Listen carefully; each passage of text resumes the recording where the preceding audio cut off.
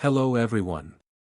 Today, we're diving into the world of cybersecurity, a crucial field in our increasingly digital world where technology is advancing at an unprecedented pace.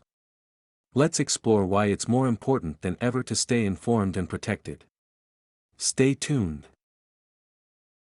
Today, we are going to study the third topic of the OWASP Top 10, which is injection. Overview. Injection slides down to the third position. 94% of the applications were tested for some form of injection with a max incidence rate of 19%, an average incidence rate of 3%, and 274K occurrences. Notable common weakness enumeration CWEs included are CWE 79, cross-site scripting, CWE 89, SQL injection, and CWE 73, external control of file name or path. Description: an application is vulnerable to attack when user-supplied data is not validated, filtered, or sanitized by the application. Dynamic queries or non-parameterized calls without context-aware escaping are used directly in the interpreter. Hostile data is used within Object Relational Mapping (ORM) search parameters to extract additional, sensitive records. Hostile data is directly used or concatenated. The SQL or command contains the structure and malicious data in dynamic queries, commands, or stored procedures. Some of the more common injections are SQL, NoSQL, OS command, Object Relational Mapping (ORM), LDAP, and Expression Language L or Object Graph Navigation Library (OGNL) injection. The concept is identical among all interpreters. Source code review is the best method of detecting if applications are vulnerable to injections. Automated testing of all parameters, headers, URL, cookies, JSON, SOAP, and XML data inputs is strongly encouraged. Organizations can include static SAST, dynamic DAST, and interactive IAST application security testing tools into the CI/CD pipeline to identify introduced injection flaws before production deployment. How to prevent? Preventing injection requires keeping data separate from commands and queries. The preferred option is to use a safe API, which avoids using the interpreter entirely, provides a parameterized interface, or migrates to Object Relational Mapping tools (ORMs). Note: even when parameterized, stored procedures can still introduce SQL injection if PL/SQL or T-SQL concatenates queries and data or executes hostile data with execute immediate or exec. Use positive server-side input validation. This is not a complete defense as many applications require special characters, such as text areas or APIs for mobile applications. For any residual dynamic queries, escape special characters using the specific escape syntax for that interpreter. Note: SQL structures such as table names, column names, and so on cannot be escaped, and thus user-supplied structure names are dangerous. This is a common issue in report writing software. Use limit and other SQL controls within queries to prevent mass disclosure of records in case of SQL injection. Now, let's discuss a few examples of attack scenarios. The example attack scenario described involves a security vulnerability commonly known as SQL injection. This type of vulnerability occurs when an application incorrectly handles user-supplied data, which can be manipulated to execute unintended commands on a database. Let us break down the scenario provided. The application constructs an SQL query by directly concatenating user input obtained through request.getParameterID. The resulting SQL command becomes vulnerable because it directly includes unverified and unescaped user input. How the attack works. 1. User input manipulation. An attacker modifies the ID parameter in their request to include malicious SQL code. For example, if the attacker submits an ID parameter value like 105 or 1 equals 1, the above SQL query gets formed. 2. SQL execution. The database executes the SQL query.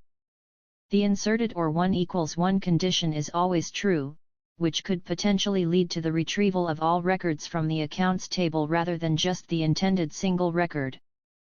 Potential consequences. Data breach. The attacker could gain access to sensitive data from the database, which might include personal, financial, or other confidential information of users. Unauthorized access. Depending on the data structure and the nature of the manipulated query, the attacker might alter, delete, or manipulate the data, leading to further exploitation. How to prevent this vulnerability? Parameterized queries. Use parameterized queries, also known as prepared statements, instead of string concatenation to construct SQL queries. This method ensures that user input is treated as data and not executable code. Escaping inputs. When parameterized queries are not possible, make sure to properly escape all user inputs to neutralize any potentially malicious characters that could alter the SQL command. Input validation. Validate user inputs to restrict them to expected values. For instance, ensuring that an input meant to be numeric does not contain letters or special characters. Least privilege. Ensure that the database operations are performed with the least privilege necessary. For instance, a user querying account data should not have permissions that allow altering database schemas or accessing other data tables. By adhering to these security practices, the vulnerability demonstrated in the scenario can be mitigated or prevented, thus safeguarding the application from SQL injection attacks. Scenario 2 describes a common security vulnerability known as SQL injection, but specifically within the context of a Hibernate query language HQL framework in a Java application. The vulnerability arises due to improper handling of user-supplied data, which is a widespread issue not just in traditional SQL but also in frameworks that interact with databases through their own query languages like HQL. How the attack works. One user input in HQL query. The scenario shows an HQL statement being constructed directly by concatenating user input obtained through request.getParameterID. This method of constructing queries is problematic because it does not sanitize or escape the user input. Query HQL query equals session.createChari from accounts where custid equals plus request.getParameterID plus 2. Injection point. The user can manipulate the ID parameter by injecting HQL or SQL syntax that the database will execute. For instance, if an attacker inputs something like 105 or 1 equals 1, the final query becomes from accounts where custid equals 105 or 1 equals 1. This query effectively changes the condition to always true, potentially returning all records from the accounts table. Potential consequences. Data leakage. Unauthorized access to all customer accounts data. Unauthorized actions.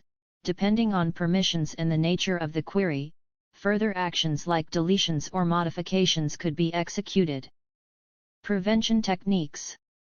One use of parameterized queries or named parameters in HQL. Rather than directly inserting user input into the query, use parameterized queries which treat user input as data and not as part of the SQL or HQL command. Query HQL query equals session.createChari from accounts where custid equals custid, HQL query.setParameter custid, request.getParameterID, 2 input validation. Validate all incoming data to ensure it conforms to expected formats, such as checking if the ID is a valid number or a string that meets specific criteria. 3. Sanitization. Although less effective than parameterized queries, sanitizing inputs to remove potentially harmful characters can reduce the risk of injections. 4. Limited database permissions. Restrict database permissions for the application to only what is necessary. For example, if the application only needs to read data, it should not have permissions to delete or update data. 5. Security testing. Regularly perform security testing, including both static analysis examining code and dynamic analysis running tests on live applications, to detect and mitigate such vulnerabilities. By understanding and implementing these preventive measures, developers can safeguard their applications against SQL injection attacks, even when using complex frameworks like Hibernate.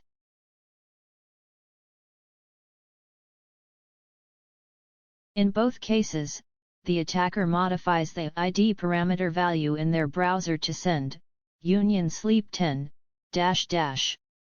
For example, http example.com app account view ID equals union select sleep 10 --. This changes the meaning of both queries to return all the records from the accounts table. More dangerous attacks could modify or delete data or even invoke stored procedures. Thank you all for tuning in and exploring the essentials of cybersecurity with us today. Remember, knowledge is your best defense in the digital world, so keep learning and share what you know with others to help build a safer online community. Stay curious, stay safe, and see you in the next video.